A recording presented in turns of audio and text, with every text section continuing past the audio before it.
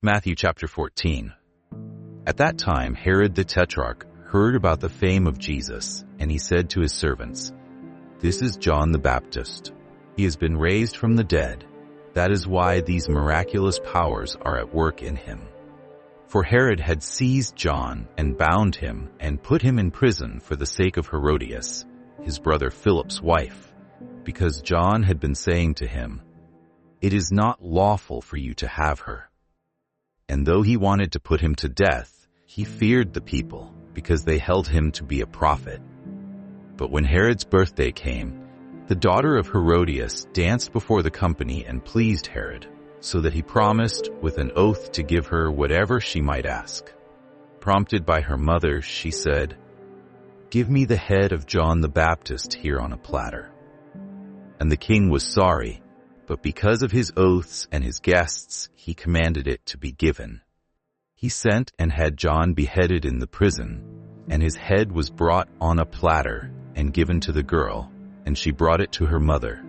And his disciples came and took the body and buried it, and they went and told Jesus. Now when Jesus heard this, he withdrew from there in a boat to a desolate place by himself. But when the crowds heard it, they followed him on foot from the towns. When he went ashore, he saw a great crowd, and he had compassion on them, and healed their sick. Now when it was evening, the disciples came to him and said, "This is a desolate place, and the day is now over.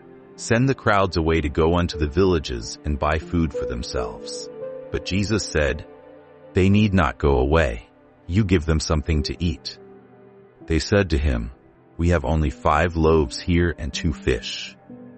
And he said, "Bring them here to me." Then he ordered the crowds to sit down on the grass, and taking the 5 loaves and the 2 fish, he looked up to heaven and said a blessing. Then he broke the loaves and gave them to the disciples, and the disciples gave them to the crowds.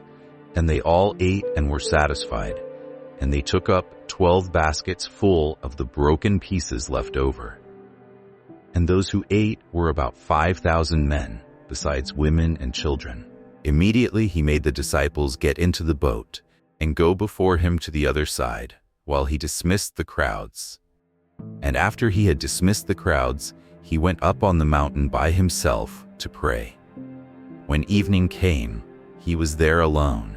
But the boat by this time was a long way from the land, beaten by the waves, for the wind was against them.